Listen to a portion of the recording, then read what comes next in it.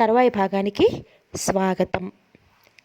మీ ఈ పార్ట్ మీరు వింటుంటే స్టార్టింగ్లో ఒకళ్ళని బాగా తిట్టుకుంటారన్నమాట.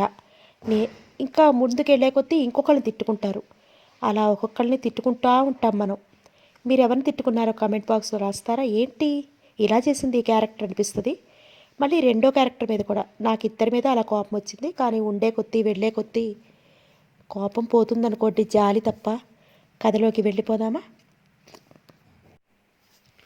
ప్రొఫెసర్ అశోక్ కుమార్ సవితకు బావగారని తెలిసాక అరుంధతికి ముందు ఆశాభంగం కలిగినా తన ప్రయత్నాలు మానలేదు. ఆమె ప్రయత్నాలు ఫలించి అశోక్ ఆమెకు చేరువ కాసాగాడు. అశోక్ తరచుగా వాళ్ళ ఇంటికి వెళుతున్నాడు. సంపత్ ఉన్నా లేకపోయినా అరుంధతితో కబుర్లు చెప్తూ కూర్చుండిపోయేవాడు. ఒకరోజు వాళ్ళిద్దరూ భుజం భుజం రాచుకోవడం, పడుతూ నవ్వుతూ కారెక్కిపోవడం చూసిన సవిత ఆశ్చర్యపోయింది. అంత చనువు ఏ ఆడదాని దగ్గర ప్రదర్శించి ఎరుగడు బావ. ఓ రోజు ఇందిరా అంది, మీ ఇద్దరికీ పెళ్ళవుతుందని అనుకున్నాం మేమంతా. మీ పెద్దవాళ్ళు అనుకున్నా మీ బావ విముఖుడయ్యాడట కదా మీ పెళ్ళికి. సవిత పేలవంగా నవ్వి ఎందుకట అని అడిగింది. అబ్బో నీకు తెలియదా? నీతో ఏం చెప్పాడు?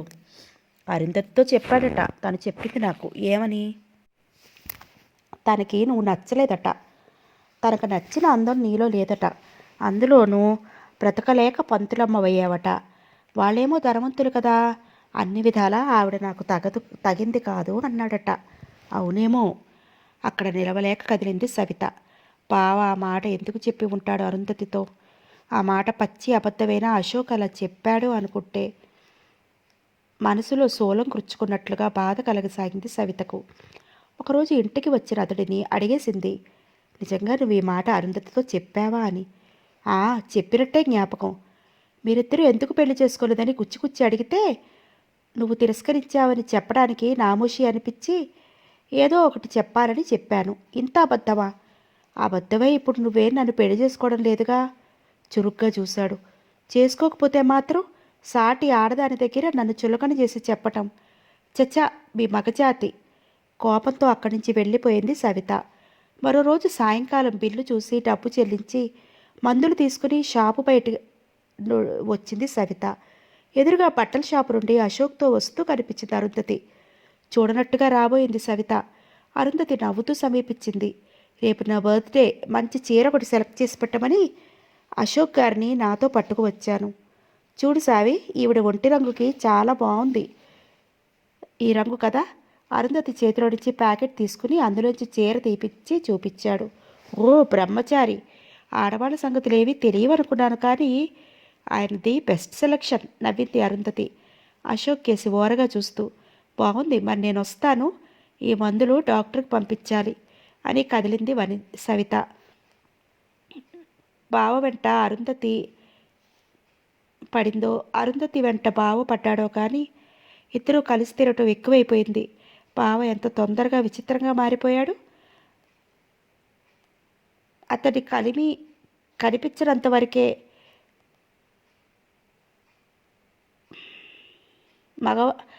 ఆడది కనిపించినంత వరకే మగవాడి నిగ్రహం.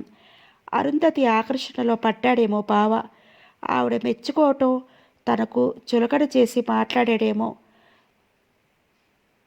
ఆవిడ మెప్పు కోసం తనని చులకన చేసి మాట్లాడాడేమో. తనకెంత పట్టనట్టుగా తిరుగుదామన్నా సవిత మనసును పురుగు తొలిచినట్లుగా కాసాగింది. అశోక్ అరుంధతికి చేరువ కావడం. తన బర్త్డే సందర్భంగా అందరినీ ఆహ్వానించింది అరుంధతి. ఇందిర కాలేజీ నుండి నేరుగా అరుంధతి ఇంటికి వెళ్ళిపోతూ సవితని పిలిచింది. నువ్వు కూడా రారాదు?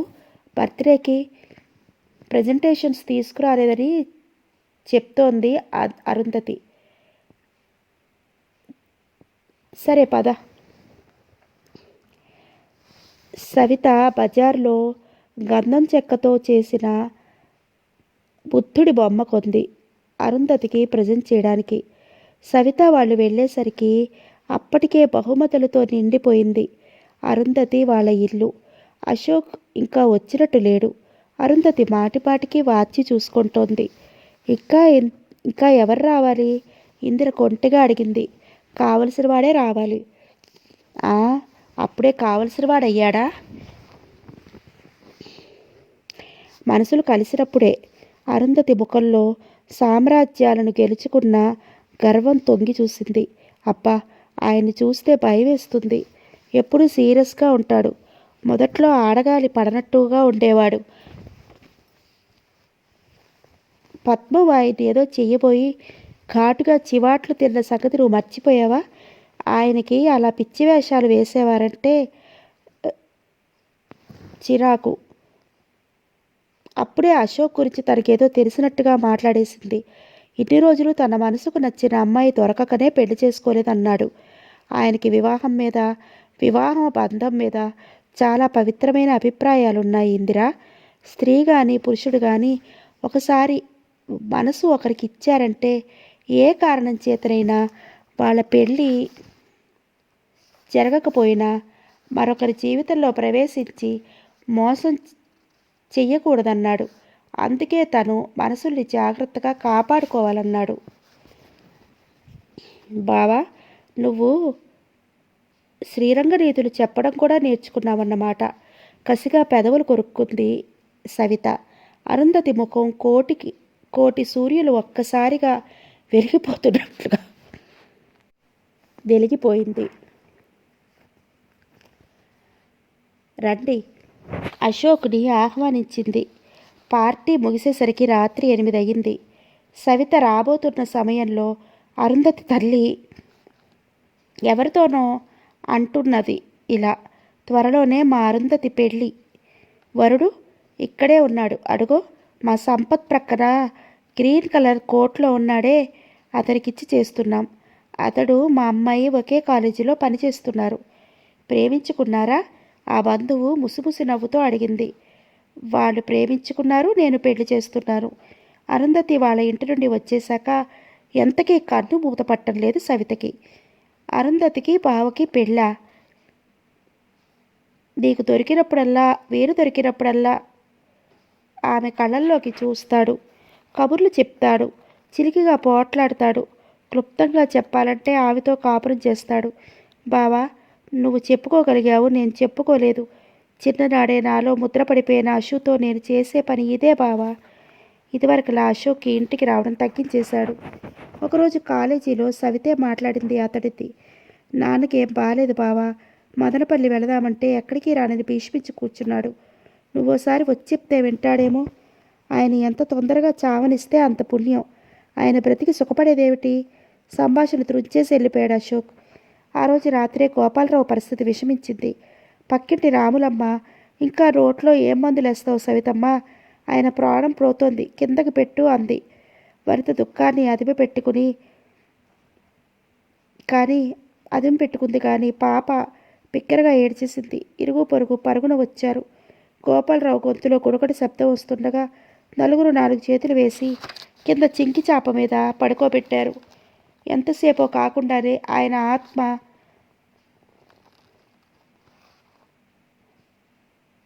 శాశ్వత విశ్రాంతికి వెళ్ళిపోయింది.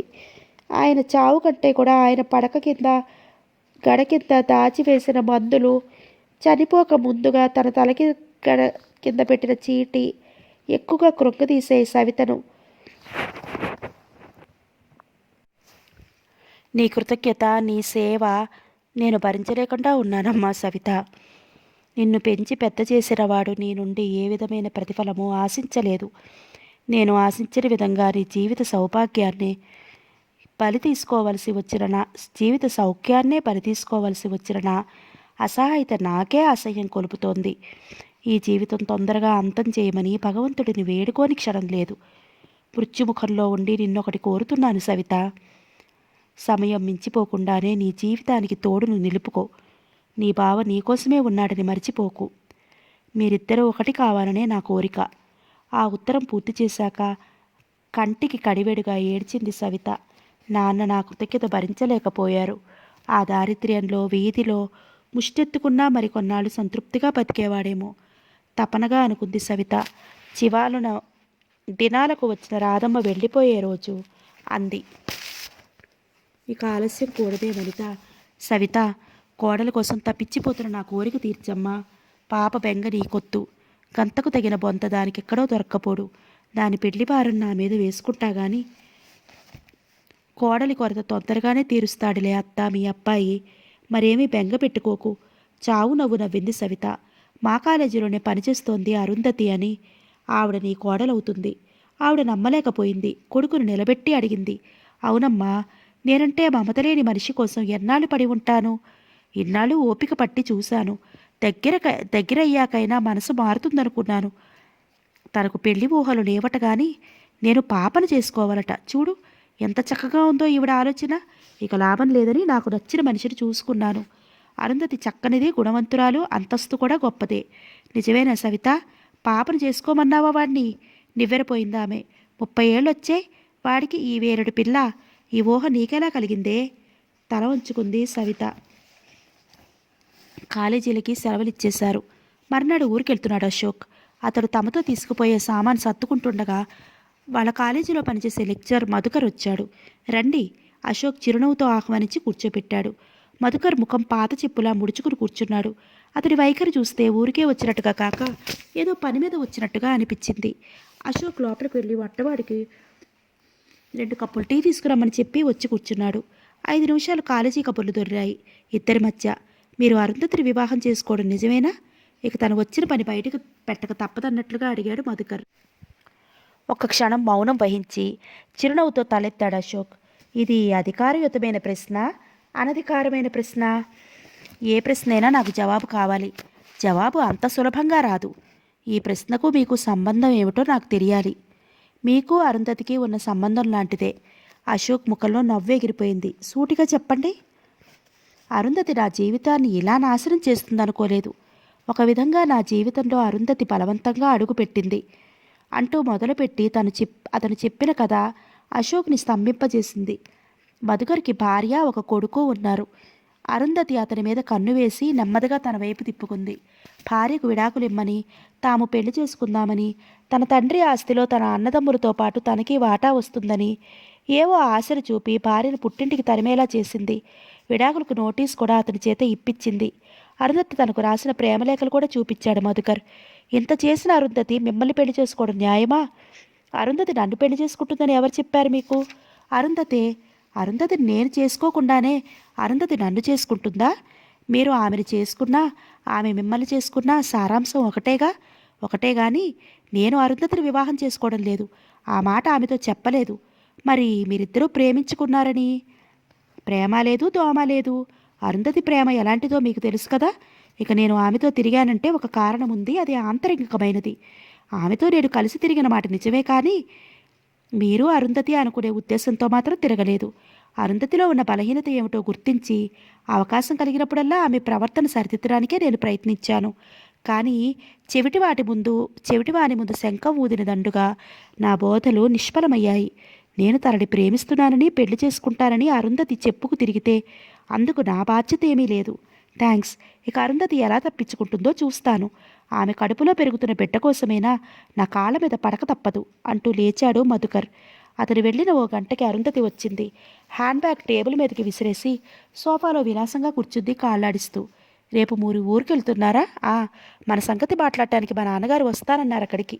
అంటే అబ్బా, నా నోటితో చెప్పించాలని ఆశ. మీకేమీ తెలియనట్టు ముద్దుగా గొనిసింది. ఏమిటి అలా చూస్తారు నా కళ్ళలోకి? ఆ కళ్ళ లోతుల్లో ఎంత చీకటి, ఆ చీకటిలో ఎన్నెన్ని మోసాలు దాగి ఉన్నాయి. అరుంధతి ముఖం వెలవెలపోయింది. ఏమిటి మీరు మాట్లాడేది?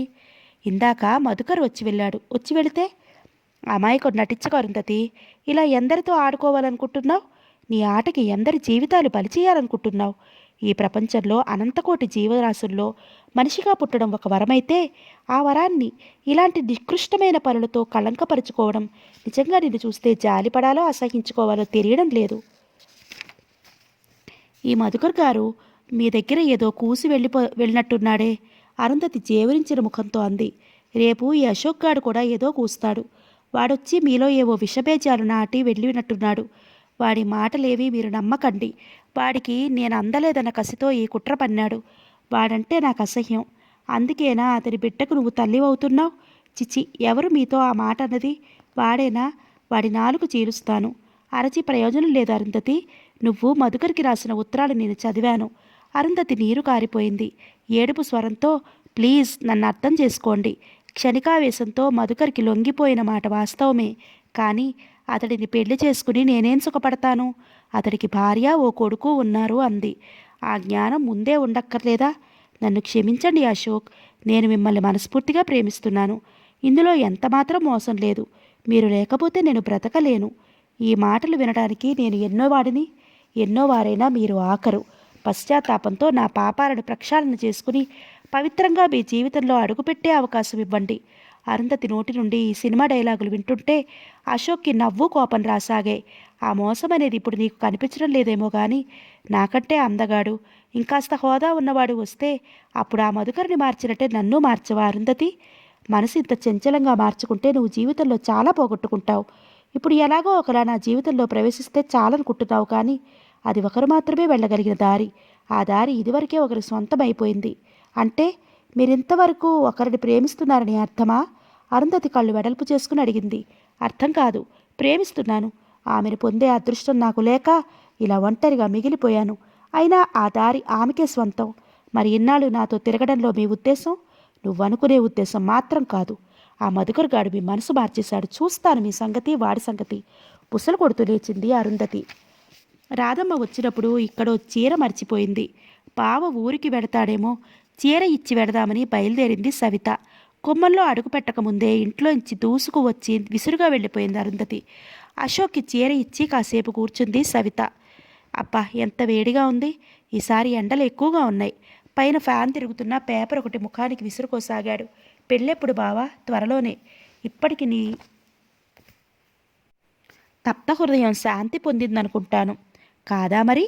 జీవితాంతం రగవలసిన చిచ్చు ఆవిడ సాహచర్యంలో చల్లబడింది. నిజంగా సావి, నేనింతవరకు ప్రేమలో ఉన్నాను.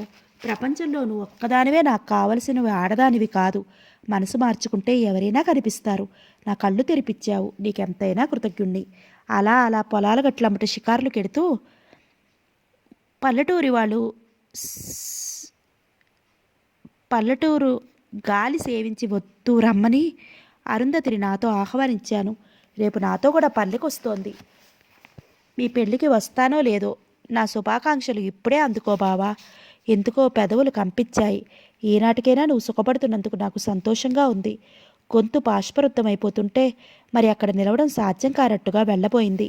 వస్తాను బావా. జ్ఞాపకం పెట్టుకోమని చెప్పడం ఈ సమయంలో భావ్యం కాదనుకుంటాను. అశోక్ చటుక్కున లేచి వెళ్ళబోయి ఆమె భుజాలు పట్టుకుని ఆపాడు అశోక్. అశ్రుతప్తమైన నేత్రాలు అతడి కంటపడకుండా తప్పించుకోవడానికి వ్యర్థ ప్రయత్నం చేసింది సవిత. సావి, ఏడుస్తున్నావా? ఎందుకు? ఆర్ద్రంగా అడిగాడు. ఏడవడం లేదు. నువ్వు చాలా దుర్మార్గురాలివి సావి. చెవి గట్టిగా మెలేశాడు. నేనే గెలిచాను సావి. ఈ రాయిలో చెమ్మ చూడాలని చిన్న నాటకం ఆడాను. నాటకం విజయవంతమైంది. ఎలా ఉంటుందన్నావు కదూ ప్రేమ? నీ కంటిలో ఆర్ద్రత నడుగు చెప్తుంది. నీ మనసులో నీ కోరిక నడుగు చెప్తుంది. సావి, ఇక తప్పించుకోవాలని చూడకు. ఒప్పుకో. నువ్వు నన్ను ప్రేమిస్తున్నానని ఒప్పుకో. ఉద్వేగంతో అన్నాడు సున్నితంగా సవిత ముఖాన్ని తన చేతుల్లోకి తీసుకుని. ముఖం తిప్పుకోబోయింది సవిత. నా మనసు నీది అనుకున్నంత వరకు నీకేదో ధైర్యంగా ఉంది. నా మీద అధికారం నీకు ఉన్నట్టుగానే భావించావు. బాహ్యంగా చెప్పుకోవడానికి ఏం లేకపోయినా నేను నీవాడిననే అనుకున్నావు. పాపను నన్ను చేసుకోమని చెప్పినా నా హృదయంలో నీకు స్థానం ఉన్నంత వరకు నువ్వు పోగొట్టుకునేదేమీ ఉండదు. నీది గుప్తమైన ఆరాధన సావి. ముందు నుండి నాకు తెలుసు. నా మనసు మరొకరి వైపు తిరిగిందనుకున్నప్పటి నుండి అన్నీ కోల్పోయిన దానిలా దిగులు పడ్డావు కదూ. అద్భుతమైన ఆత్మ సౌందర్యము, నన్ను మెప్పించి మురిపించే దేహ సౌందర్యము మేళవించిన అపూర్వ యువతివి. నిన్ను కాదని నా మనసు మరొకరికి వర్తిస్తుందా? మరింకెన్నాళ్ళు ఈ ఎడబాటు? ఇప్పుడైనా ఒప్పుకో సావి. అశోక్ గుండెల మీద తల ఉంచి వెక్కి వెక్కి ఏడవసాగింది సవిత. సావి, ఇక నువ్వేం చెప్పినా నేను వినను. అంత అదృష్టం నా జన్మకి తెచ్చుకోలేదు. మెల్లగా అతడి నుంచి విడిపించుకుని నీరసంగా కుర్చీలో వాలిపోయింది. మాతృడికి కరువై చిన్నమ్మ చేతిలో పడ్డ నాటి నుండి నేను ఆ కుటుంబానికి రుణపడుతూ పెరిగాను. నా సర్వస్వం దోచిపెడితే గాని ఆ రుణ సమాప్తి జరిగేటట్టు లేదు. మళ్ళీ ఏమిటి అవాంతరం సావి? అతడు ప్రాణాలు ఉక్కపట్టుకుని అడిగాడు. అమ్మ బ్రతికి ఉంటే పాప ఎంత ముద్దుగా అపురూపంగా పెరిగేదో. ఇప్పుడు దాన్ని సుఖపెట్టడమే నా పరమావిధి. నిన్ను పిచ్చిగా అమాయకంగా ప్రేమిస్తోంది పాప. దాని నోట్స్ నిండా ప్రేమలేఖలే. ఎవరితో చెప్పుకోలేక పుస్తకాలలో రాసుకుని హృదయ భారం తీర్చుకుంటోంది. ఆ రాతలు చూసిన నాడే ఇంకా నేనెంత త్యాగం చేయవలసి ఉందో తెలిసిపోయింది. తలపట్టుకుని కూలబడిపోయాడు అశోక్. ఇది ఎలా సంభవమైంది? మరీ అసంభవం ఏమీ కాదు, సహజంగానే జరిగింది. పాపను అన్యాయం చేయకు బావా. నా మీద నీకేమైనా ప్రేమ ఉన్నది అంటే నా ప్రార్థన కాదనకు. ఛత్! నా ప్రేమకు దీనికి లంకివేయకు, అసహనంగా అరిచాడు. నువ్వు కూతురులా పెంచి పెద్ద చేసిన పిల్లను నువ్వు ప్రేమించిన వాడికి భారీగా సమర్పించుకోవాలనుకుంటున్నావంటే దీన్ని త్యాగమనాలా? ఏం పేరు పెట్టి పిలిస్తే సరిపోతుంది? అశోక్ చేసిన వెటకారం సూటిగా గుండెల్లో గుచ్చుకుంది. పాపది తెలిసి తెలియని వయసు, పరిపక్వంగాని మనసు. ఏమైనా అనుకున్నది అంటే ఆ పిల్లకి నచ్చ చెప్పు. సరైన ద్రోవలో పెట్టడానికి నువ్వు దీన్ని ఎలా సమర్థించగలిగావు? సరైన ద్రోవలో పెట్టాలి కానీ దీన్ని ఎలా సమర్థించగలిగావు? 16 ఏళ్ల వయసు అంటే ప్రేమించడానికి అనర్హమైన వయసు కాదుగా బావా. నేను ఆ వయసులోనే నా గుండెలో గుడి కట్టి నా చిన్ననాటి పుత్రుడికి పూజలు చేయడం మొదలుపెట్టాను. అశోక్ ముఖంలో కోపం, ఆవేశం తుడిచిపెట్టుకున్నట్టుగా అయిపోయాయి. నవ్వుతో ప్రఫుల్లమైంది. ఎన్నాళ్ల తపస్సు ఫలితంగా నీ నోటి నుండి ఈ మాటలు వినగలుగుతున్నాను. ఇన్నాళ్ళకి నీ పెదవి విప్పి నిన్ను ప్రేమిస్తున్నాను అని చెప్పావు. నీ హృదయ కవాటాలు తెరిచి అందులో ఎవరున్నారో చూపావు. ఇలాంటి ఆనంద సమయంలో పాప ప్రసక్తి తెచ్చి నా మనసంతా చేదుగా మార్చావు చూడు. ఇంకెప్పుడూ పాప ప్రసక్తి తీసుకురాకు. పాపకి ఏ విధమైన అన్యాయమూ జరగదు. మంచి సంబంధం చూసి పెళ్లి చేద్దాం. వనిత మ్లానంగా 16 ఏళ్ల వయసులో ఉదయించిన ప్రేమను తుడిచివేయడం అంత సులభం కాదని నాకు అనుభవపూర్వకంగా తెలుసు బావా. మనం మాయ చేయడానికి పాప కాదు అంది. పాప కాదు, ఏదైనా చెబితే అర్థం చేసుకోగలదు. నువ్వు చెప్పలేకపోతే ఆ పని నాకు వదిలిపెట్టు. పాపకి నేను నచ్చ చెప్తాను. ఏం చెప్పాలో ఏం చెయ్యాలో నాకు తోచడం లేదు బావా. దాని మనసు దెబ్బతింటే నేను సహించలేను. సవిత గొంతులో నిస్సహాయత తొంగి చూసింది. ప్రేమకి హద్దులు లేకపోయినా త్యాగానికి హద్దులుంటాయి సావి. ఇన్ని రోజులు నీ జీవితాన్ని అనవసరంగా చీకటి నింపుకున్నావు. ఈ చీకటి మరెవరికైనా వెలుగునిచ్చిందా అంటే అదీ లేదు. అవివాహితగా కళ్ళ ముందు కదిలి మావయ్యను తీరని ఆవేదనకు గురిచేశావు. ఇప్పుడు పాప కోసం నీ సర్వస్వాన్ని దోచిపెట్టడానికి తయారయ్యావు. నీకేవీ మిగిల్చుకోవడానికి నీవు కోరకపోయినా నేను మాత్రం ఇలా నీ జీవితాన్ని లూటీ కానివ్వను. సావి, నీ మెడలో ఆ తాళి కట్టకపోయినా నీ జీవితం మీద సర్వాధికారాలు నావి చేసుకుంటున్నాను ఈ క్షణం నుండి. అశోక్ మాటలు సవిత హృదయం మీద అమృతపు వర్షంలా కురుస్తున్నా, ఆమెను ఏదో పారవస్యం చుట్టివేస్తున్నా పాప మొహాన్ని మర్చిపోలేకపోతోంది. పాప కోసం దిగులు పడకుండా ఉండలేకపోతోంది. పదసావి, నిన్ను ఇంటి దగ్గర వదిలిపెట్టి పాపతో మాట్లాడి వస్తాను. వద్దు బావా, నువ్వేం చెప్పకు పాపకి. సమయం చూసి నేనే పాపకు నచ్చ చెప్పడానికి ప్రయత్నిస్తాను. సవిత వెళ్ళిపోయాక అశోక్ జీవితంలో మొదటిసారిగా ఆ రాత్రి కమ్మని కలలు కంటూ నిద్రపోయాడు. కానీ సరిగా తెల్లవారుతుండగానే తలుపులు విరిగి పడేంత పెద్ద శబ్దంతో ఎవరో తలుపులు దబదబా బాధసాగారు. అశోక్ లేచి వచ్చి తలుపులు తీశాడు. అరుంధతి అన్న సంపత్ లోపలికి దూసుకొచ్చాడు. అరుంధతిని పెళ్ళాడతావా? వెళ్ళి పోలీస్ స్టేషన్లో కూర్చుంటావా? ఉరుములేని పెరుగులా కర్కశంగా అడిగాడు సంపత్ నడుం మీద చేతులు పెట్టుకుని. అశోక్ అయోమయంగా చూశాడు. ఏమిటి సంపత్? ఏమిటా ఇది? చదువు. ముఖం మీద కొట్టినట్టుగా జేబులో నుంచి ఓ కాగితం తీసి అశోక్ మీదకి విసిరాడు సంపత్. అది చదువుతూనే అశోక్ ముఖం వివర్ణమైపోయింది. మై గాడ్, అరుంధతి ఎంత పని చేసిందా? ఇప్పుడు ఆమె వణికే కంఠంతో అడిగాడు. ఇంకా చావలేదు, హాస్పిటల్లో కోలుకుంటోంది. ముందు మనసు కాస్త కుదుటపడి మరోసారి చదివాడు అశోక్ ఆ ఉత్తరాన్ని. ప్రియమైన అమ్మా నాన్నలకు, ప్రియమైన అన్నా వదినలకు అందరికీ నా చివరి నమస్కారాలు. త్వరలో నా పెళ్లి రంగరంగ వైభవంగా జరిపించాలని ఆశపడుతున్న మీరు నా శవాన్ని బూడిదగా మార్చవలసి వస్తుందని అనుకొని ఉండరు. నేను ఎన్నో కలలు కన్నాను. ఇలా అర్థాంతరంగా ఆత్మహత్య చేసుకోవలసి వస్తుందని నేను అనుకోలేదు. అశోక్ నన్ను నమ్మించి మోసం చేశాడు. నా జీవితం నాశనం చేశాడు. నేనిప్పుడు ఒట్టి మనిషిని కూడా కాదు. ఈ అవమానం ఈ ఒక్క క్షణం భరించలేను. స్లీపింగ్ టాబ్లెట్లు మింగి ఈ ప్రపంచానికి దూరంగా వెళ్ళిపోతున్నాను. మీరు నా మీద ప్రేమ ఉంటే అశోక్ మీద పగ సాధించి ప్రతీకారం తీర్చుకోండి. అప్పుడే నా ఆత్మకు శాంతి కలుగుతుంది. ఇట్లు మీ అరుంధతి. అశోక్ ముఖం అరుణుమ దాల్చింది. అన్నదమ్ములని ప్రతీకారానికి పురుగొల్పి ఆత్మహత్య చేసుకోవలసినంత అన్యాయం మీ చెల్లెలికి చేశానని అనుకుంటున్నావా? వాడిగా అడిగాడు. ఏం చేశావో ఆ ఉత్తరమే చెప్తోందిరా.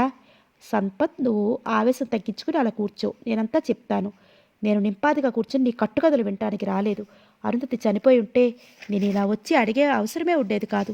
నిన్ను నరికి పోగులు పెట్టి అరుంధతి ఆత్మకు జత చేసి పంపేవాణ్ణి. నీకెన్ని గుండెలు? అరుంధతి అంటే ఎవరనుకున్నావు? ఆరుగురు అన్నదమ్ముల మధ్య అపురూపంగా పెరిగిన ఒక్కగానొక్క ఆడపిల్ల. దాని కాలిలో ముళ్ళు గుచ్చుకుంటే ఆ ముళ్ళు తీయడానికి మేమంతా పరిగెత్తుకుని వస్తాం. అదంటే మాకంతా అపురూపం తెలుసా? అపురూపమైతే ఆమెకు గుడి కట్టి గంతులు వేస్తూ భజన చేయండి. ఇలా నా తలకు రుద్దాలని చూడటమేమిటి? సంపత్ కోపంతో రెచ్చిపోయాడు. అశోక్ చొక్కా పట్టుకుని గుంజి చేయి పైకెత్తాడు. అశోక్ చెయ్యి బలంగా ఆ చెయ్యి పట్టి ఆపేసింది. దేహశుద్ధి కావాలా? ఆ శుద్ధి నీకు జరుగుతుందిరా మా ఆరుగురితో. అశోక్ పిడికిట చిక్కిన తన చేతిని లాక్కోడానికి గుంజుకుంటూ రొప్పసాగాడు సంపత్. ముందు నీ ఒళ్ళు హూనం కాకుండా చూసుకో, తర్వాత ఆరుగురు అన్నదమ్ములు కట్టకట్టుకుని వద్దురు గాని. అశోక్ నిర్లక్ష్యంగా సంపత్తిని సోఫాలో ఒక్క తోపు తోశాడు. అపురూపమట అపురూపం. ఆడపిల్లని హద్దుల్లో పెట్టుకోలేని చవట సన్నాసులు. సోషల్ పేరుతో స్వేచ్ఛ పేరుతో మగవాళ్ళ చుట్టూ తిరుగుతుంటే అదుపులో పెట్టుకోలేని చవట పీనుగులు. మీ అపురూపాల చెల్లి నాకేం ఉత్తరం రాసిందో చూస్తావా? ఏం రాసింది? అశోక్ లోపలికెళ్ళి డైరీలో దాచి ఉంచిన కవర్ ఒకటి తెచ్చి సంపత్ చేతిలో పెట్టాడు.